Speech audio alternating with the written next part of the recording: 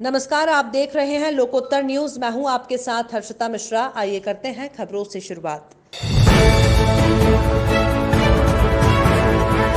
दूरसंचार सलाहकार समिति की बैठक शुक्रवार को दूरसंचार ऑफिस मालवीय नगर में आयोजित की गई।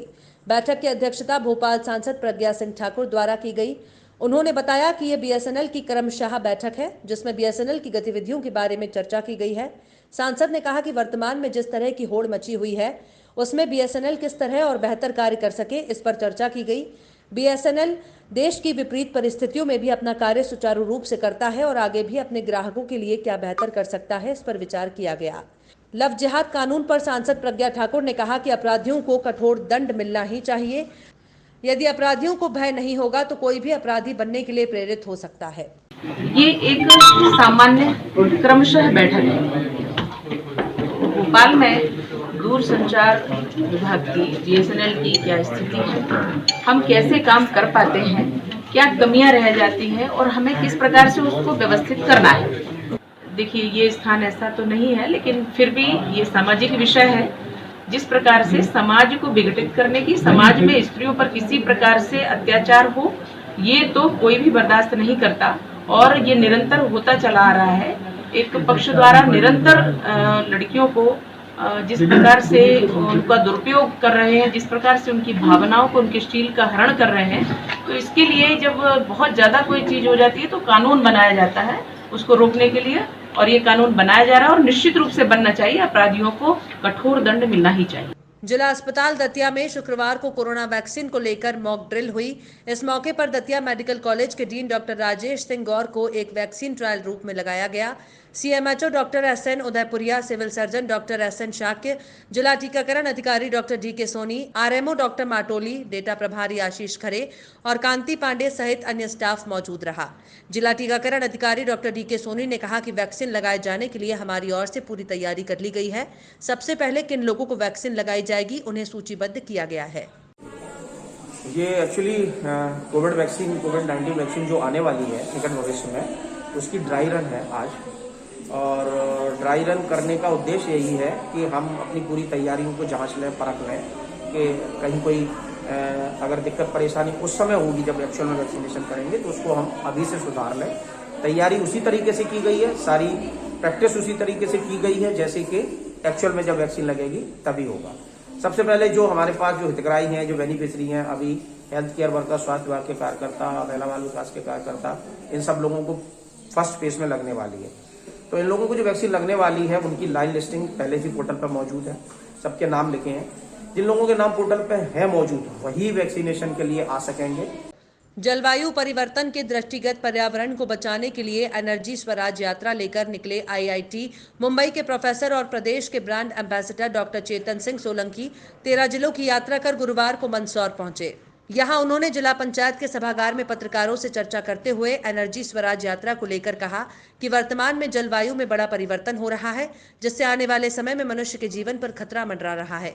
इस खतरे से बाहर निकलने के लिए हमें प्रकृति के साथ रहना सीखना पड़ेगा। इसके लिए सोलर सिस्टम को अपनाने की जरूरत है। साथ ही उन्होंने कहा कि इस परिवर्तन के लिए जन आंदोलन की आवश्यकता है।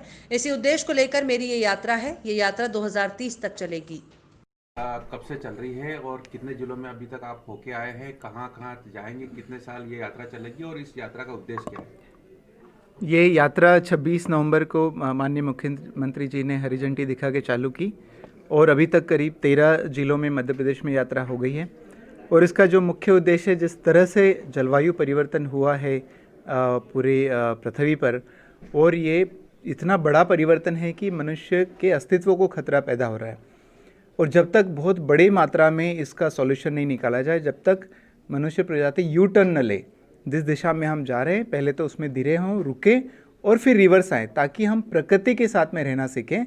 प्रकृति के जो सूर्य की इतनी अथाह एनर्जी होती है उसका उपयोग करके हमारा जीवन चलाएं, तब हम इसके बैलेंस में जाके रहेंगे। और ये जन आंदोलन के द्वारा ही हो सकता है। मुझे लगता है कि पूरे विश्व में जो सरकारें हैं वो बहुत लिमिटेड समय के लिए आती है और संसाधन भी सीमित होते हैं। तो जब तक जन जन तक ये चेतना न फैलें और गर्व न हो कि हमारा जीवन सोलर से चलता है, हम सॉल्यूशन के हिस्सा हैं, पॉल्यूशन के हिस्सा नहीं है, इस तरह का आंदोलन बनाने के लिए मैंने जो यात्रा चालू की है, मैं 11 साल की यात्रा है, 2030 तक चलेगी। और एक बस है सोलर की, और मैं बस में ही रहता हूँ, और बस के माध्यम से एनर्जी स्वराज यात्रा करके मैं ये आंदोलन बनाने की कोशिश कर रहा हूँ। यात्रा के माध्यम से कोई आपने ये टारगेट किया है कि इतना हिस्सा अपन सोलर एनर्जी से पूर्ण कर देंगे? क्या क्या अभी टारगेट? बिल्कुल, हमारा टारगेट है कि अगले 2030 तक कम से कम 1 बिलियन लोग इसके प्रति सजग हो जाएं कि जो एनर्जी का जो हम उपयोग करते हैं उसी के कारण क्लाइमेट चेंज हुआ है, और उसका जिम्मेदार मैं ही हूँ और कोई नहीं है। और साथ ही साथ सजगता के साथ में कम से कम 1 करोड़ घरों को सोलर के मामले में आत्मनिर्भर करें, मतलब बिजली कनेक्शन कटवाएं और सोलर पर जाएं। और ये काम कम से कम 1 लाख लोकल एंटरप्रेन्योर्स के साथ होना चाहिए कि लोकल लोग उसको करें और अपना लोकल लोगों को एनर्जी के सॉल्यूशन दे, ताकि एनर्जी स्वराज आ सके। और लोगों से क्या अपील करेंगे आप लोगों से, खासतौर से ऐसे जब प्रदूषण? मेरे लोगों से ये अपील है कि जिस तरह से ये जो हम जीवन जी रहे हैं इसमें हमारा ही नुकसान है। आज हमारे जीवन की जो लाइफस्टाइल, उसके कारण हमने हमारे ही पानी को, हमारे ही हवा को, हमारी ही मिट्टी को, हमारी नदियों को, जंगल को ख़राब कर दिया है। तो सबसे पहले जैसे गांधी जी ने कहा था, अपनी ज़रूरतों को सीमित करें, कम से कम एनर्जी का उपयोग करें, और जो कम से कम एनर्जी आपको जो ज़रूरत है उसको सोलर से करें और आत्मनिर्भर बने। हमारा जो मिशन है कि बिजली का कनेक्शन छोड़ें और अग्रणी बने, इस आंदोलन में अग्रणी बने और लोगों के लिए भी उदाहरण बने। यही सबसे अपील है। Thank you. तहसील मुख्यालय मुल्ताई से 30 किलोमीटर की दूरी पर बसे ग्राम बोरदेही में 31 दिसंबर 2020 को लखन यादव की हत्या का पर्दाफाश करने में बोरदेही पुलिस को सफलता हासिल हुई है। मुल्ताई अनुविभागीय अधिकारी पुलिस सुश्री नम्रता सोंधिया ने प्रेस वार्ता आयोजित कर जानकारी देते हुए बताया कि 31 दिसंबर 2020 को शाम 4 बजे मृतक लखन पिता बब्बू यदुवंशी गेहूं का आटा पिसाने का कहकर घर से निकला और घर वापस नहीं पहुंचा।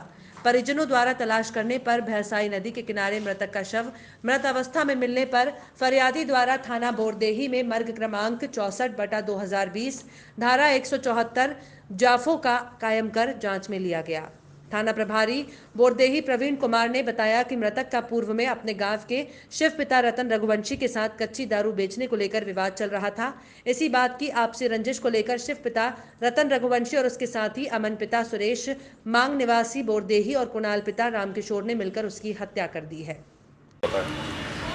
दिनांक 31/12 को थाना बोरदेही में हमें एक मर्ग की सूचना मिली थी कि एक भैंसई नदी के पास बॉडी पड़ी हुई है। जब पुलिस द्वारा जांच की गई तो मृतक लखन की बॉडी पड़ी हुई थी भैंसई नदी के पास। उसकी जांच कराई गई तो परिजनों को शंका थी कि उसकी हत्या हुई है। जब पुलिस द्वारा जांच की गई तो उसमें जांच दौरान हमें तथ्य सामने आए कि मृतक लखन का अपने ही गांव के शिव के साथ पुरानी दारू बेचने की बात को लेकर रंजिश थी। और अभी मरने से कुछ ही 15 दिन पहले ये जो आरोपी है अमन, इसके साथ भी मृतक का कुछ विवाद हुआ था गन्ना तोड़ने को लेकर। तो इन तीनों ने रंजिशवश मृतक दिनांक 30/12 को अपने किसी निजी कार्य से आटा पिसवाने को लेकर जा रहा था। अकेला पाकर इन तीनों ने मृतक को दबोचा और उसका गला दबाकर निर्मम हत्या कर दी, जिसकी जांच दौरान बोरदेही पुलिस द्वारा 302 की कायमी की गई और आरोपियों को गिरफ्तार किया गया है। तंबाकू नियंत्रण अधिनियम के तहत दतिया कलेक्टर संजय कुमार के निर्देशन में शुक्रवार को जिला स्तरीय तंबाकू नियंत्रण समिति दतिया के नोडल अधिकारी डॉक्टर के अमरेया, समिति सदस्य और सदस्य गवर्निंग बोर्ड रामजी शरण राय, पुलिस चौकी प्रभारी भदोरिया के दल द्वारा सिविल सर्जन डॉक्टर एसएन शाक के सहयोग से सघन चालानी कार्यवाही को अंजाम दिया। दल सदस्यों के परामर्श और चालानी कार्यवाही के उपरांत तंबाकू उपयोग कार्यकर्ताओं ने अब अस्पताल में उपयोग न करने की बात कही। समिति सदस्यों ने कानून के प्रभावी क्रियान्वयन के लिए चालानी कार्यवाही में 11 कानूनी प्रावधान उल्लंघन करने वालों पर 540 रुपए का जुर्माना वसूल किया। दल सदस्यों द्वारा मास्क उपयोग न करने वालों को परामर्श किया। चालानी कार्यवाही दल में सम्मिलित सोशल एक्टिविस्ट रामजी शरण राय ने सदस्यों ने दुकानदारों को प्रदर्शन कर विक्रय न करने और उपयोग करने वालों को सार्वजनिक स्थानों पर तंबाकू से बने पदार्थों का उपयोग न करने की हिदायत दी। भारतीय जीवन बीमा निगम शाखा कार्यालय खजुराहो में वेलकम न्यू ईयर के अंतर्गत अच्छा कार्य करने वाले सभी कार्यकर्ताओं को एक कार्यक्रम के माध्यम से पुरस्कृत कर सम्मानित किया गया, जिसमें विभिन्न कैटेगरी के तहत आकर्षक पुरस्कार ब्रांच मैनेजर और अधिकारियों की उपस्थिति में दिए गए। कार्यक्रम में आने वाले महीनों में कुछ और ऐसे पुरस्कार जो मंडल कार्यालय के द्वारा निर्धारित किए गए हैं, उन पर भी प्रकाश डाला गया। साथ ही कुछ नई पॉलिसियों के बारे में भी मार्गदर्शन प्रदान किया गया। Khajuraho branch manager S K. Gupta, सहायक ब्रांच मैनेजर प्रदीप कुमार जैन, दवा विभाग से कालका शुक्ला, विकास अधिकारी हेमंत भिमंगे, मयंक श्रीवास्तव, अविनाश त्रिपाठी सहित बड़ी संख्या में कार्यकर्ता बंधु उपस्थित रहे। फिलहाल खबरों में इतना ही। और भी खबरों के अपडेट्स के लिए आप देखते रहिए लोकोत्तर न्यूज।